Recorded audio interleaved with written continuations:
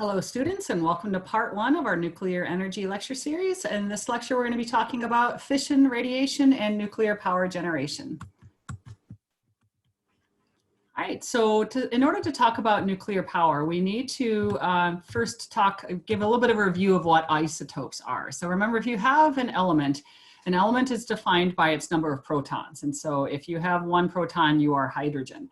But you can have different isotopes of those atoms, and isotopes will have the same number of protons, but a different number of neutrons. And this changes the mass, and it also changes the chemical properties, some of the chemical properties of that element. For example, it can make that element unstable and therefore radioactive. So most elements have one isotope that is most common. And many elements have, in fact, most of them have isotopes that are actually radioactive. So when you're talking about isotopes, usually you talk about the mass number. So you can then identify the number of neutrons in there. So there's three different ways to actually name and talk about isotopes. One is to give them each their own name. And so in the case of hydrogen, they give them names: hydrogen, deuterium, tritium. You can also list it like carbon 12, carbon 14, or you can kind of superscript the numbers for the mass, but that's a pain. So what most people do when they're talking about isotopes is what you see in the last example. They will just say U-235 and U-238. And what that tells you is that those are the masses of the uranium. And so U-238 would have 3 more neutrons than uranium-235. All right, and this is just a graph of neutrons versus protons. The atomic number are the protons.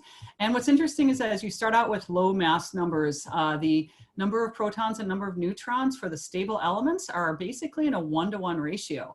But as you go up into the heavier elements, the stable isotopes and isotopes in general tend to go off that 1-to-1 line, and they have somewhat more neutrons than protons.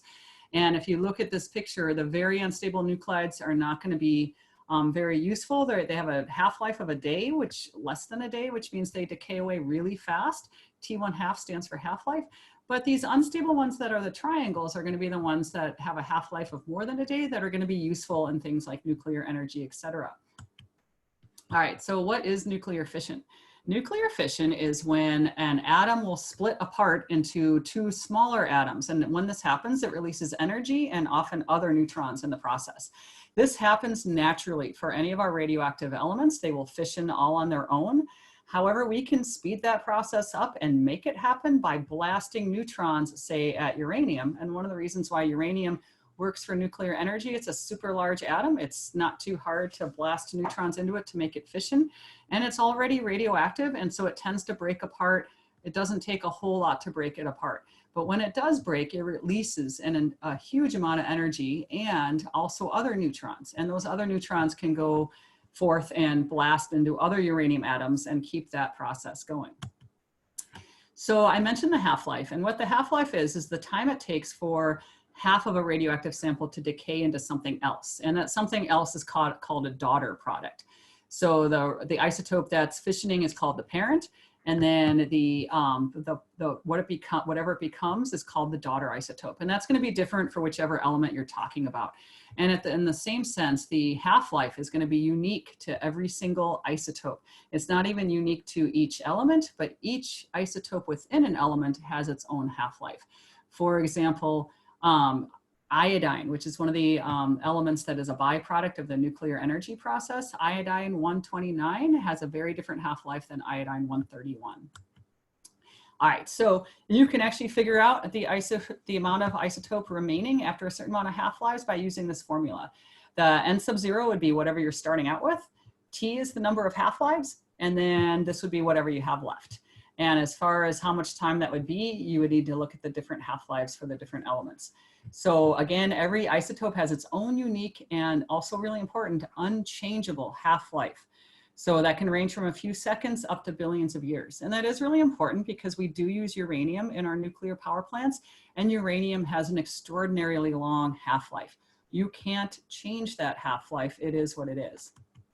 All right, so here's some examples of different half-lives of different elements. There's iodine-131, it's only 8 days. Iodine-129, I believe, is a few years. And the beryllium is only on the order of seconds. And then you can see the uranium, 700 million years to 4.5 billion years. And just if you have ever had a medical test where they use radioisotopes for medical diagnostics and treatment, usually they will put a very short-lived radioactive isotope in you. So you don't have to worry, there's enough radioactivity there for them to do the medical imaging test. But within a few hours, the half-life is short enough that that radioactive element has decayed away in you and you are no longer radioactive. So it's not like that's in you forever.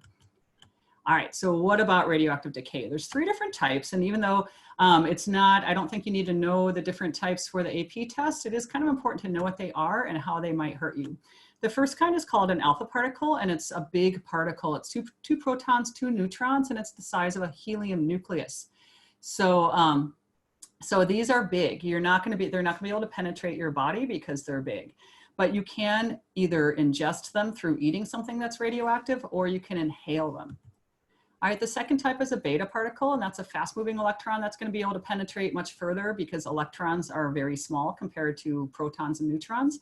And then the third is a type of radiation called a gamma ray, and it's a very high energy type of radiation. You can only stop gamma rays with a whole lot of concrete, or you can also stop them with lead.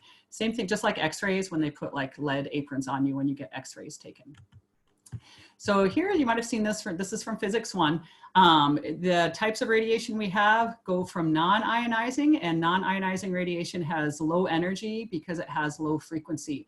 When you're talking EM radiation, your energy is related to frequency. So down here on this end with the low energy, low frequency also means long wavelength energy. This is not going to be harmful to you unless you bring it up to super high amplitudes. Like infrared is known as heat.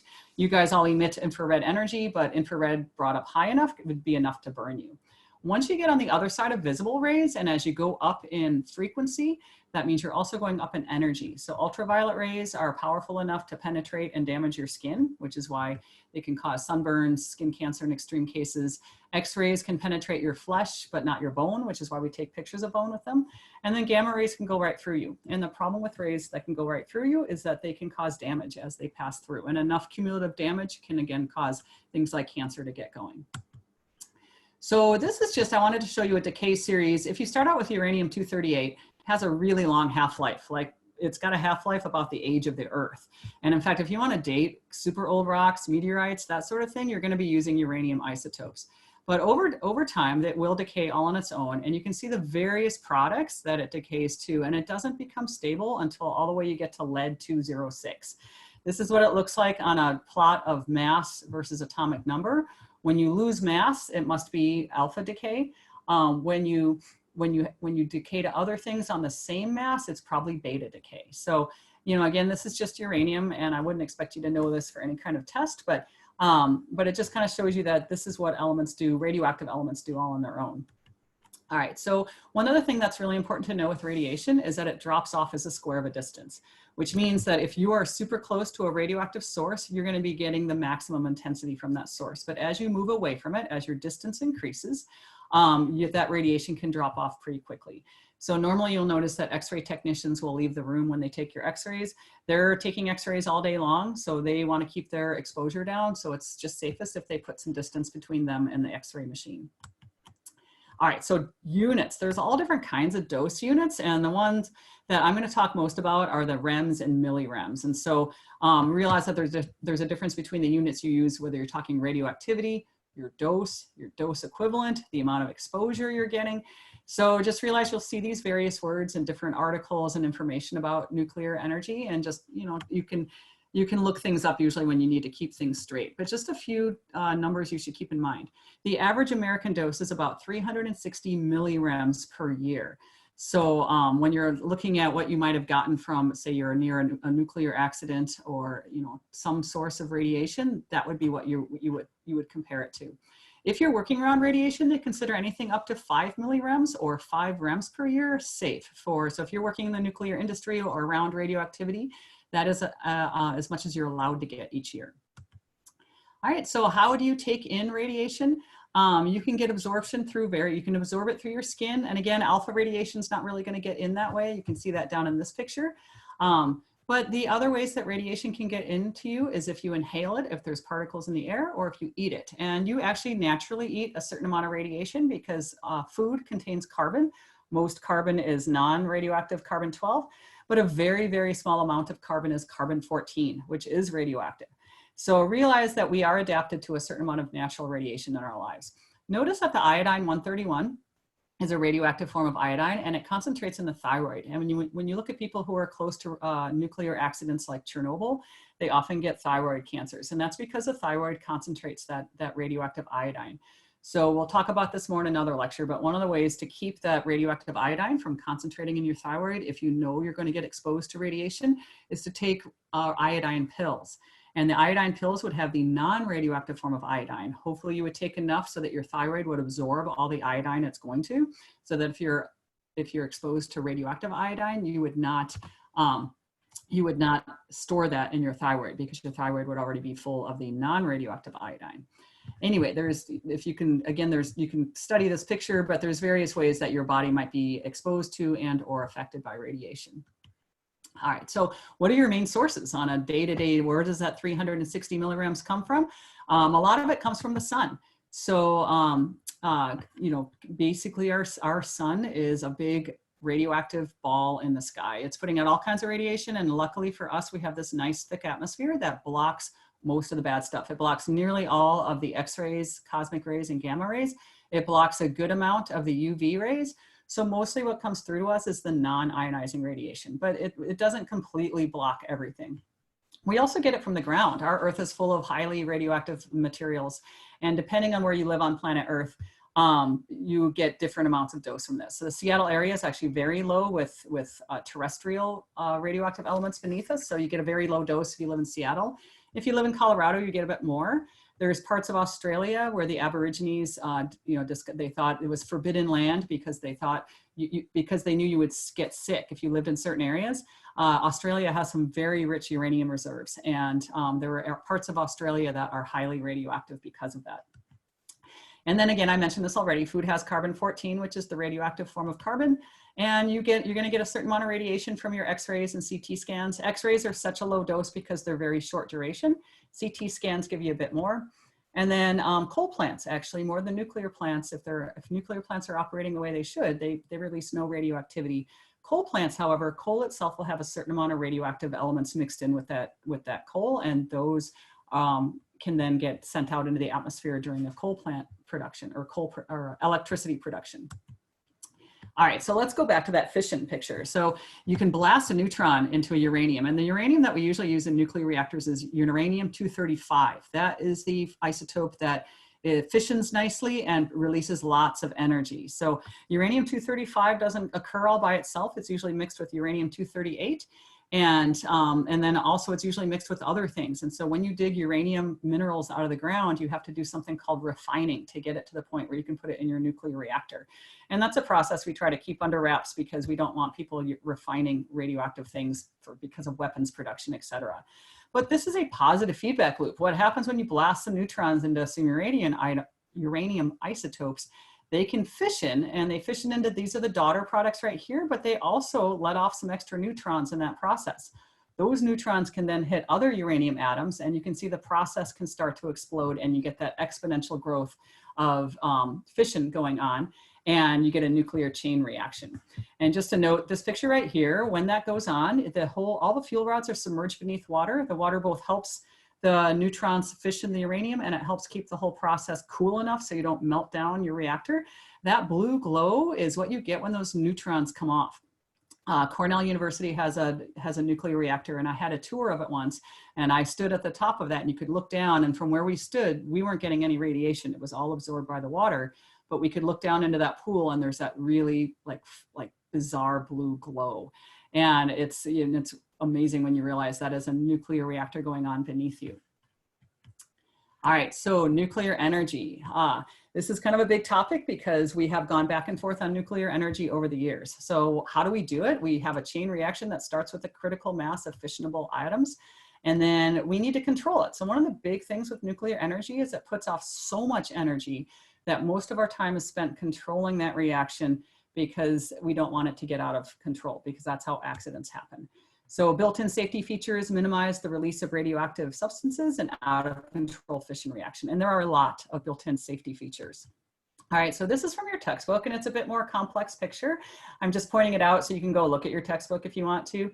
I want to focus on this one because I like it. It's simple. So here's your reactor core, and those would be your fuel rods in there, and also something called control rods, which you're going to be doing an activity where they talk about those more.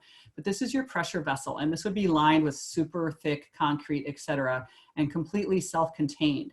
And the water that you use as your coolant in there is also self-contained. Notice it circulates over here where you get your steam generated for the electricity, but it's self-contained. That radioactive water is never what's actually creating this, like the steam itself, because some of that steam gets let out into the atmosphere. So the radioactive water stays self-contained. The water that is in here, the steam generator, then goes off. That steam turns the turbines, which we talked about in fossil fuels a little bit, goes off to the generator, and then goes off to your homes.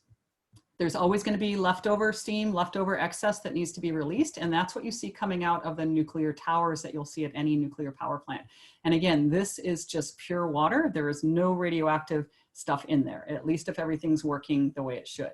So again, this is a pretty, I like this picture because it kind of distills down what a nuclear reactor looks like. All right, so how much are we using globally? What's going on? First ones came online in the 1950s, and these kind of came out of our weapons production that started in the 40s. We just developed our nuclear technology in the 40s as part of creating nuclear bombs. And then we kind of turned that technology towards a nuclear power generation. There's like 440 operable in 31 different countries. You know, take some of these numbers plus or minus as different plants go offline and other ones come online. And there's a bunch more under construction. They provide about 11% of the world's electricity. And realize that when we talk about nuclear power plants, there are other sources of nuclear energy. We also have 240 research reactors. And so the one I mentioned at Cornell is not a nuclear power plant. It's a research reactor. It's a very small one. But it's something we need to worry about because it's also going to produce waste, and it's also a source of radioactivity. So it's something that we need to, there is a lot of security at the one at Cornell.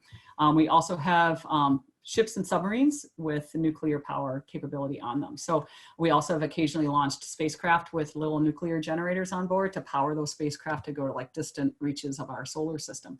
All right, so looking at global use, France gets most of their electricity from nuclear power, like 77%. But if you actually look at sheer numbers, the United States generates more nuclear power. So if you look at this little graph down in the lower right, you can see that the United States generates more kilowatt hours than France does, significantly more, but we get less of our total electricity from it. And that's because we are a much larger country than France. And so even though we're generating a lot more power, we have a lot bigger demand for power too, because our population is so large. So other countries, Japan, up until Fukushima, was getting a lot of their power from nuclear, but you can kind of see a breakdown for US electricity generation. Nuclear traditionally has been about 20%. In the 20 years I've been teaching this class, it has pretty much stayed fairly solid at 20% for that 20 years I've been teaching this class. All right, so when we look at like global and most nuclear power plants, one of my concerns with nuclear power plants is that we built most of them decades and decades ago. We're talking about the 60s, 70s, and into the 80s is when nearly all of our nuclear power plants were built. Since that time, we have not built very many. The yellows are ones that have been closed. And in this country, we have out of 104 reactors, we've closed 5 of them. Japan closed all of their reactors after Fukushima, and I'm not sure what their plan is for if they're going to be reopening the ones that were not damaged. And this graph, again, does not include research reactors, defense nuclear reactors, etc. Or where are they? You can see it's mostly the westernized nations. In our country, they're concentrated mostly on the East Coast where most of our population lives, but we do have a few. This one in Washington State is closed. It's the Trojan nuclear power plant. And even though it's closed, it still needs a dot on the map because we still are storing all of the nuclear waste produced at that plant at that site. So here just gives it the same information in numbers. You can see how many nuclear power plants each of those countries has. So when we talk about nuclear's incomplete legacy, we'll talk a little bit more in a later lecture about nuclear accidents, why we stopped building nuclear power plants for quite a while. And you can see that there was a lot more nuclear power plants ordered than there were constructed. And it's more than just accidents, but we found that they're highly expensive to maintain and run and make sure they keep running safely. All right, so who's expanding? It turns out we are actually building a few in this country. It says one right there, but I think there's a few in the works for our country. But China is always expanding all of their energy capability because they have such rising demand. And this graph is a few years old, so I'm not sure what the current status of this since Fukushima. All right, so again, nuclear energy use, we get about 7% of our total energy, but the more important number is that electricity number. We don't use nuclear energy in our cars and stuff. So think about electricity, always remember that 20%. And it's been, again, very stable over time, that 20% number and how much we're generating. It's a lot of our carbon emission-free energy. This number might be a little old, and the activity you're gonna be doing for this unit I think has better numbers on just how much of what percentage of our carbon-free energy is coming from nuclear. This is a moving target because our renewable energy technology is exploding currently. In the last 10 years, what we're doing with renewables has really taken off. All right, so we have a lot of plants, total of 99 reactors at 61 plants. And again, that came down from a high of 104. And you know, then the problem is that they're old. They're like 40, 50 years old. Some of them are 60 years old. So there are many are, you know, planned to be decommissioned in the coming decade unless they get major upgrades. So as of 2014, there's been a bunch of renewals and to keep a lot of those reactors going. We're still dependent on nuclear energy in this country. All right, so it says renewed interest. And again, as of 2015, 5 new reactors under construction. And you know, there's a demand, and there's 2 sides to the whole nuclear energy story. It is a carbon-free source of energy. So there are environmentalists that say we should use nuclear energy because climate change is one of the biggest threats we face as a whole planet. And there are other people that say the risks with nuclear energy are too high, accidents, and then on top of accidents, what do you do with the vast amount of waste? And having that amount of waste sitting around is dangerous because it's a dangerous material, and if it fell into the wrong hands, that could be really bad. And we'll talk about that in the 3rd lecture of this series. So again, there's 19 new reactors awaiting approval, and energy consumption in the US has actually not increased, partly due to the recession and partly due we're becoming more efficient with how we use our energy.